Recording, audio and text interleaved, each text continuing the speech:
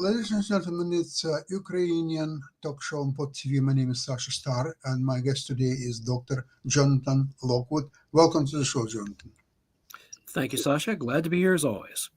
I can't get around without mentioning this horrible article in the Atlantic Council by the name Russia's Human Safari in southern Ukraine is a warning to the world.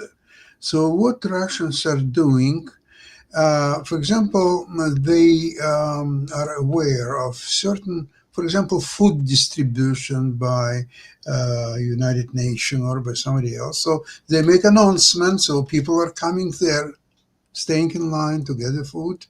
So Russian drone operators start shooting and killing absolutely innocent people like 84 years old woman or others because they're defenseless and they are just through their little panel. They're watching. Okay, here's a target. Okay, done. Here's another target. Done. Wonderful. Done again. And this is what's happening is while Trump was trying to talk to the murderer and find common interest and discussing the tunnel between Alaska and Chukotka and other stuff.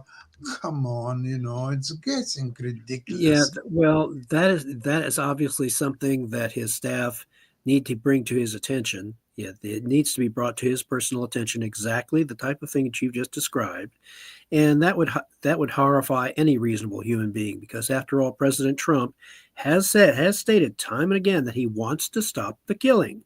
Okay, fine, Mr. President, you want to stop the killing.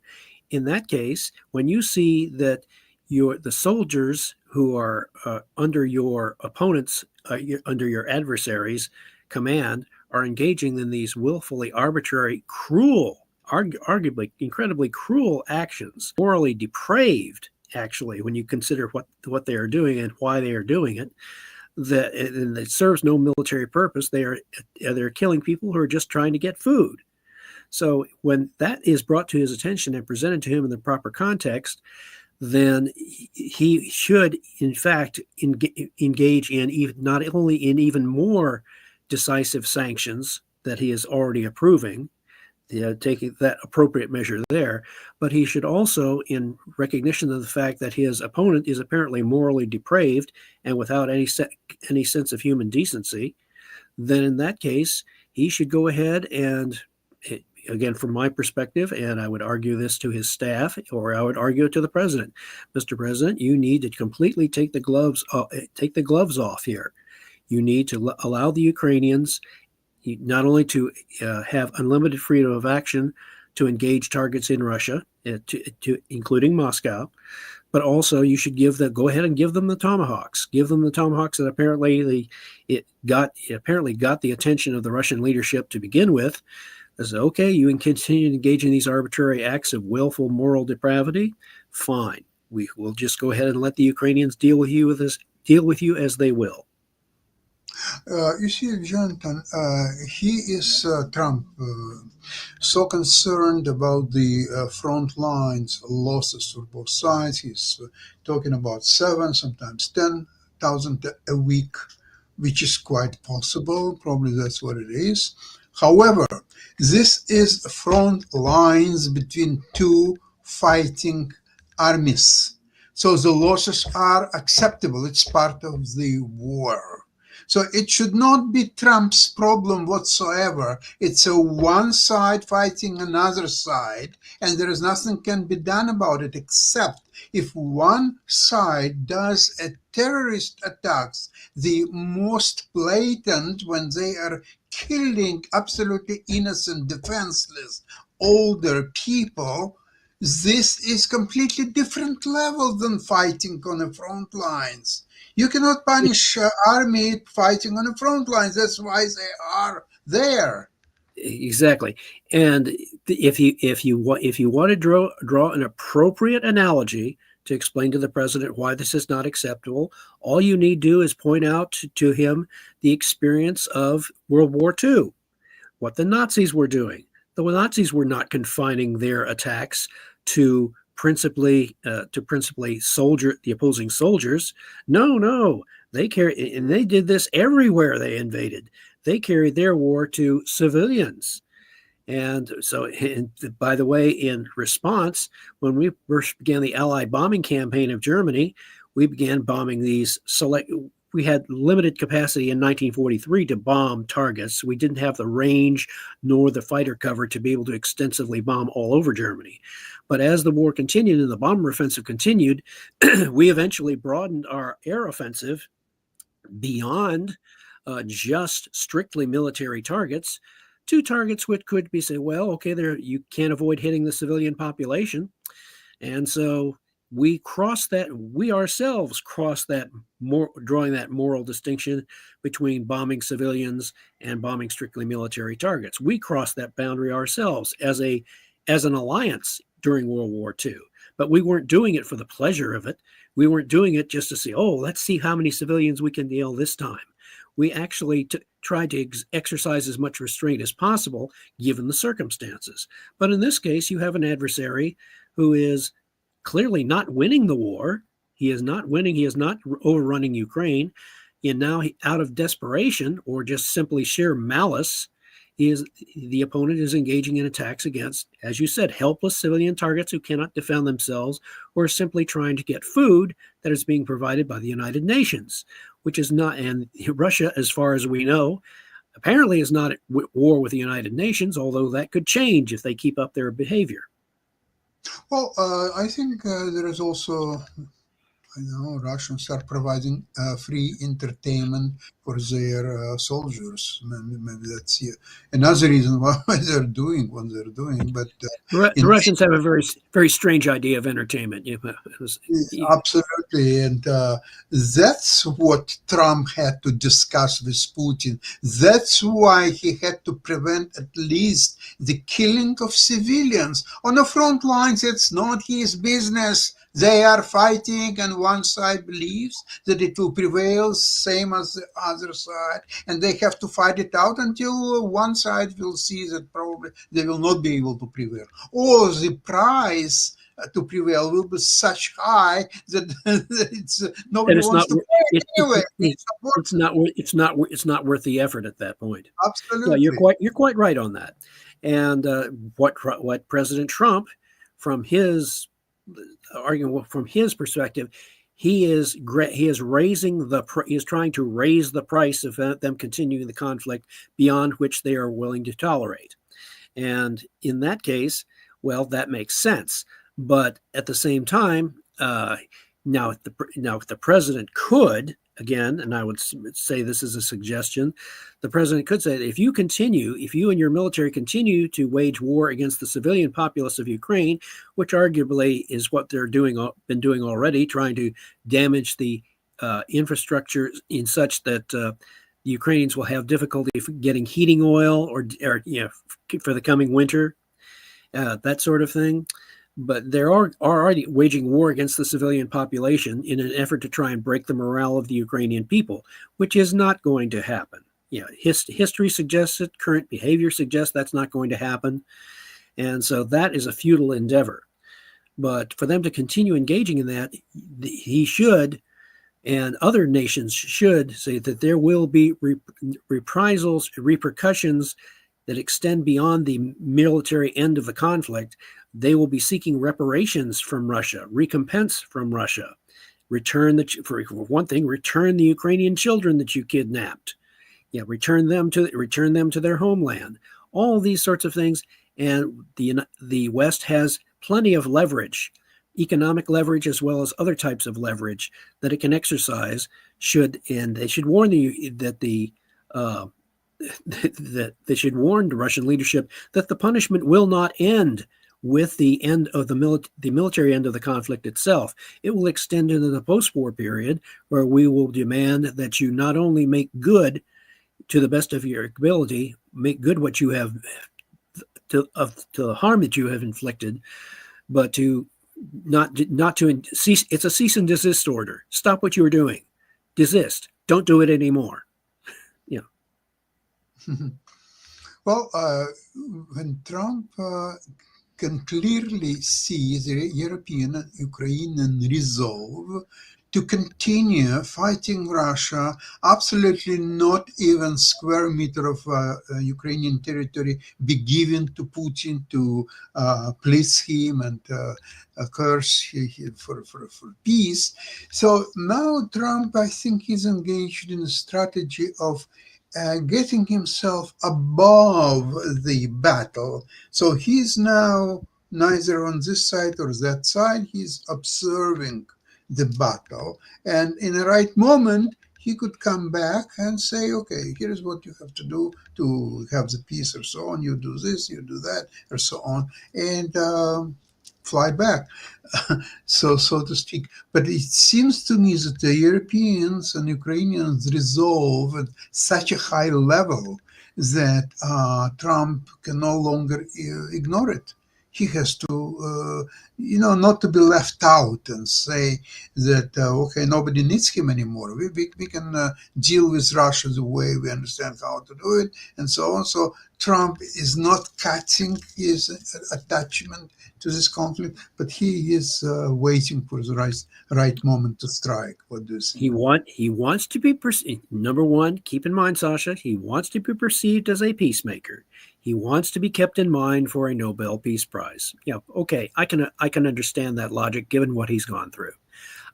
He also wants to. Given his history, he wants to be perceived as a winner. He likes backing a winner. He does not like backing a loser. And matter of fact, General, if you recall ever seeing the American movie Patton about General George S. Patton, remember at the beginning of the movie? Remember at the beginning of the movie where he's standing up making that speech, and he's saying, "Americans love a winner and will not tolerate a loser." And you can see that in American sports. You can see that in practically everything. Americans as a people, yes, we do love a winner.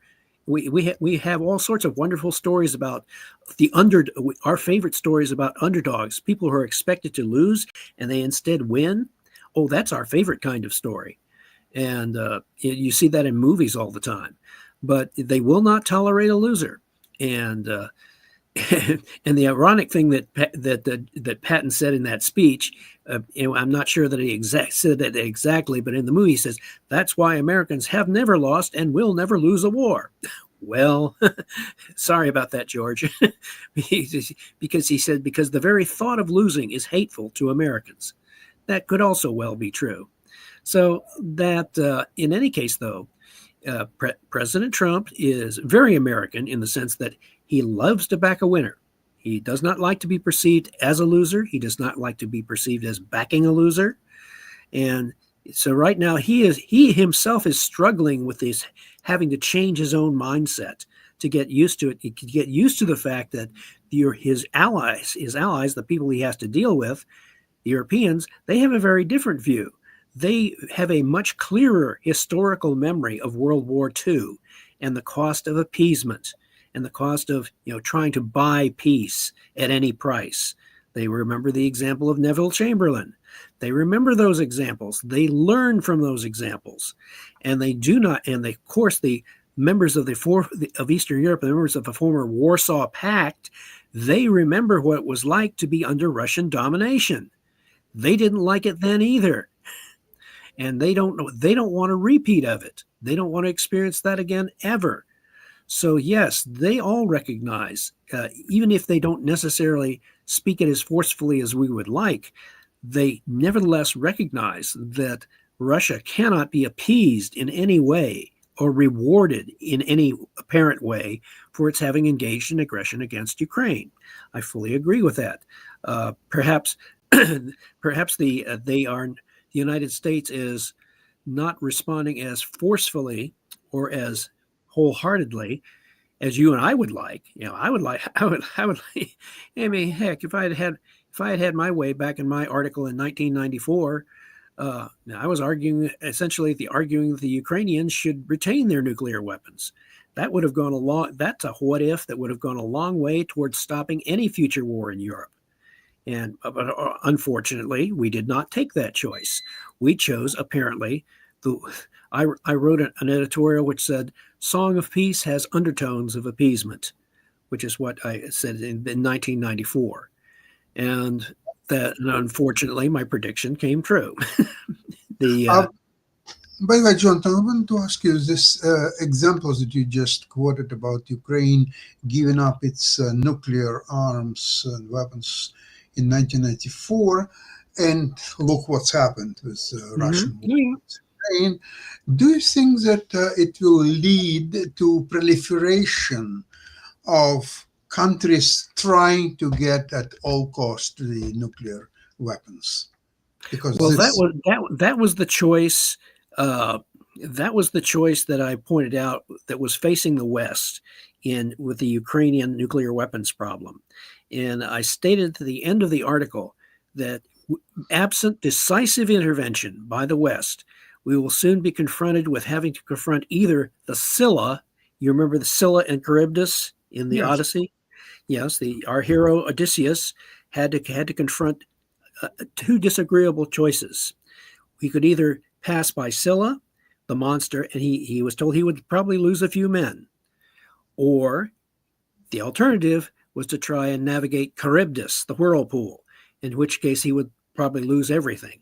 He chose Scylla, and the lesser of two evils. In this case, I was saying that eventually we would have to be confronted with either the Scylla of increased nuclear proliferation, which is a danger if we allowed Ukraine to keep its own nuclear weapons. This would provide an incentive for other nations to want to get nuclear weapons. The Charybdis would be a Russian-Ukrainian war. We thought we were by giving Russia back its nuclear weapons. Instead, we traded what the choice we got was a Russian-Ukrainian war. yeah, We yeah. did. We just didn't realize it at the time. As a matter of fact, former President Bill Clinton admitted during the campaign, he admitted that he thought his support in retrospect was wrong because it in fact encouraged further Russian aggression. And it was very honest of him to admit that, I made a mistake. And he certainly did. And but now we have a chance to correct that mistake by preventing Russia from emerging in any way triumphant in the current Russian-Ukrainian conflict. Jonathan, there is something else what I was thinking in the last few days. Ukraine, for some time now, getting more and more weapons from the West. Mm-hmm. It's all paid by NATO countries. It's some of it is purchased from the United States, some of it's European. But nevertheless, there is a lot of arms are moving and already got into Ukraine. Yet Ukraine is basically spending pretty well the same number of weapons and munitions on the front line as before. So they are just holding on Russians not to advance any farther. Sometimes they're going to small attacks, coming back, got a little bit of territory back, sometimes vice versa. Doesn't tell you that Ukrainians are amassing a necessary force with a lot of weapons and ammunition available to strike at Russia at almost any time. I would wholeheartely agree with that. This resembles the situation that was occurring in again, an analogy that this would be comparable to would be late World War II. Again, when the Allies were pushing the Germans back, and they did not realize that the Germans were amassing reinforcements, taking their strategic reserve. They had created two panzer armies, and and Hitler had a choice. They looked at the deteriorating situation. They realized that a two-front war could not be maintained. So he had to try one last desperate move to try and knock one of the sides out of the war, or at least provide a major reverse, so that Germany could stabilize the situation and hopefully end the war on more favorable terms. They chose to strike at the American army because they believed that the American army was the weak link in the chain. That proved to be incorrect.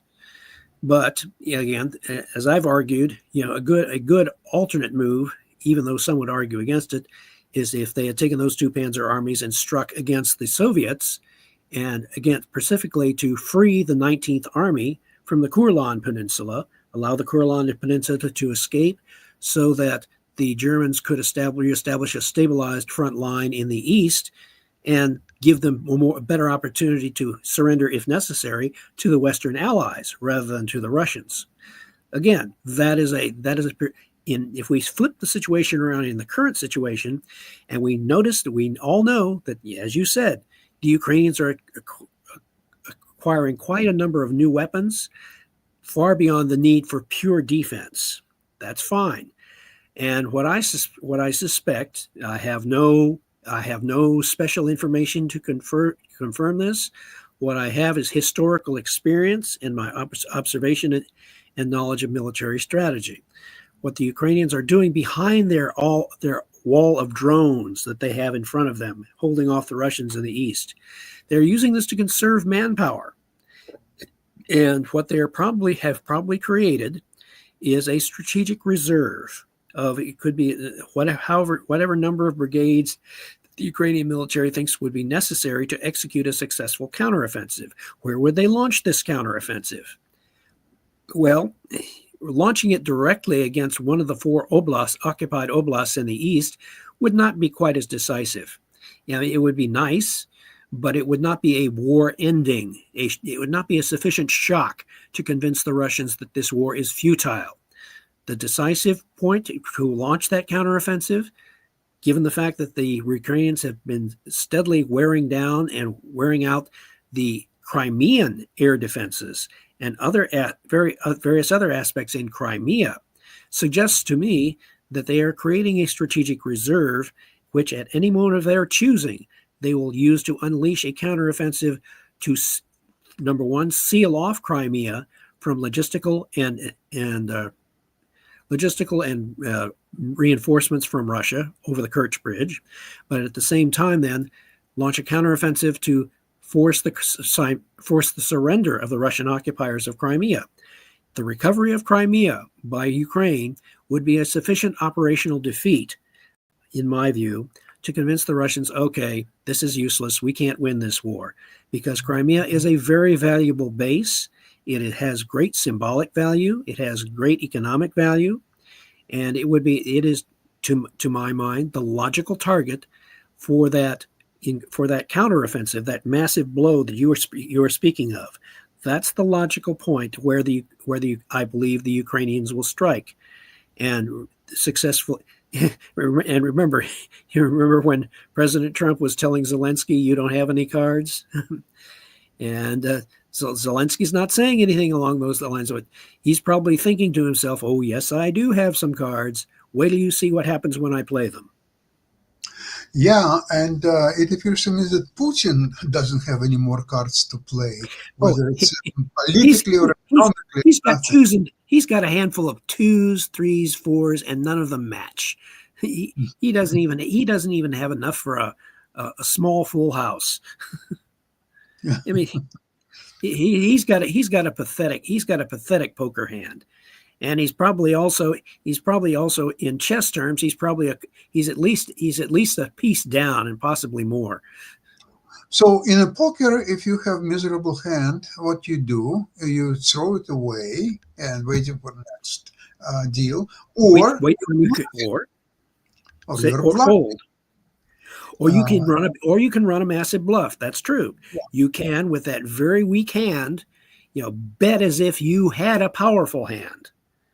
Right. They call it in poker, bet it like you have it. And so, Putin could be, in fact, running a massive bluff. And I would argue that that is what he has also been doing by brandishing his nuclear arsenal, by by waving the threat of nuclear escalation over the heads of the Western allies and trying to capitalize on their fear of nuclear escalation in order to provide cover for what he wants to do. Now, increasingly, that nuclear bluff is being shown to be just that. So is Donald Trump buying into this nuclear bluff? If anything, President Trump is calling that bluff by having declared we are going to build the Golden Dome. Okay, how much of a bluff is the Golden Dome? Well, in the Russian experience, when the United States when President Reagan declared the Strategic Defense Initiative, and he was quite honest in saying this is a research and development initiative. The Russians didn't believe him. The Russians thought this is a real program designed to build a real defense. And when the research that I conducted when I was my brigade commander back in 1985 asked me, he says, "Hey, Jonathan, you read all those Russian military journals. Check them out and see if the Russians are saying anything about Patriot." And so I did. I looked in the January 1985 issue of Vestnik Protivovosdushnoy Obrony, Herald of Anti-Aircraft Defense. Lo and behold, there was an article, medium to high altitude air defense systems. And it was talking about American medium to high altitude air defense systems. And in the last third of the article, and I was looking at this, I noticed the acronyms. They were talking about Patriot. And then so I started translating, very, very painstakingly translating. I wanted a super fast translator, but I was looking at it. Then I noticed the Russian acronym PRO, Protivoraketnoy Obrony, anti-missile defense. The author was asserting that the Patriot system was an anti-missile defense system intended for the strategic defense of the United States. We never said that. We weren't talking about using Patriot. At the time, we were planning to use Patriot as the ultimate aircraft killer. But instead, and matter of fact, by the way, Patriot did not even, this was 1985 when I saw the article, Patriot didn't even demonstrate that it had even a theoretical anti-missile defense capability until September 1987. So anyway, I eventually figured out how the Russians would have concluded that Patriot had an ABM capability. But nevertheless, this illustrated the Russian fear of American technology. They were seeing Patriot as the leading edge of Star Wars. This is Star Wars in action. They have created they already have Patriot, and soon they will have more. That is what led to, yeah, go ahead. John, I wanted to mention that when Americans were about to put first Patriot system in Poland, so Russians were accusing, okay, so this is a strategic defense against Russian and continental missiles or so on. And Americans were saying is that Russian and continental missiles, if they will hit United States or Canada or something, they have to go north through the North Pole. And the Patriots based in Poland would be completely useless. They would not be able to do any damage on these missiles. The only thing what would be used for against, for example, Iranian missile attack. So Iranians, they would go not too far from the Poland border to get anywhere. So that Patriots based in Poland, that would be quite useful, but not against Russian strategic ballistic missiles. So, but Russia wouldn't. No, they were not only fearful of. Now, from the Polish perspective, the Poles not only wanted Patriots, but they were willing to have nuclear weapons stationed on their territory. Anytime.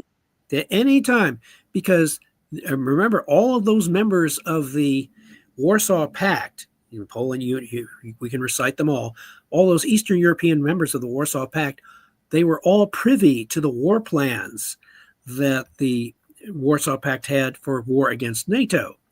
And when the West Germans eventually went into the East German military bases, they discovered the Warsaw Pact's plans to use as many as 300 nuclear weapons against NATO.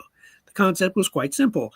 Blast a hole in NATO's lines across the North German plain and then drive for the English Channel, which by the way, that would have automatically triggered World War III, and you and I would probably not be sitting here having this wonderful conversation. But thanks, we actually sit. Or we would be hiding in little bunkers making this broadcast. As see, I told you this would happen. Jonathan, I would like to thank you very, very much for your wisdom and your wonderful comments. And we'll see you next week on Tuesday, same place, same time. And have a wonderful weekend, and all our listeners. With that, And God bless America. God bless Canada too, while we're at it. province of and, and, Ontario, and although you, Trump says no more talks with Canada, ah, we'll hey, see today. give him time. If you don't like what President Trump is saying about Canada, wait a few minutes, wait a few days, okay? Yeah, the situation is going to change. He has shown that he is perfectly capable of changing his mind. Yeah, I think Blue Jays may change his mind. Oh, You think? that could be really interesting. Yeah, I hope he doesn't get too upset should the Blue Jays pull off a first and win the World Series for the first time. I believe that would be the first time in the American World Series of baseball that Toronto pulls off one. So that should be most entertaining to watch. So Trump will say, "I told you so." Canada has to be 51st state. That's Here it right. is. We will make you part. We'll make you part of America, and then there won't be any more argument about whether or not American baseball is the best. So Excellent. you never Okay. know. Yeah, we'll see. We'll see. It's very entertaining, for sure. Uh, Goodbye to all our listeners, and have a great weekend, as I said. Bye bye, everybody.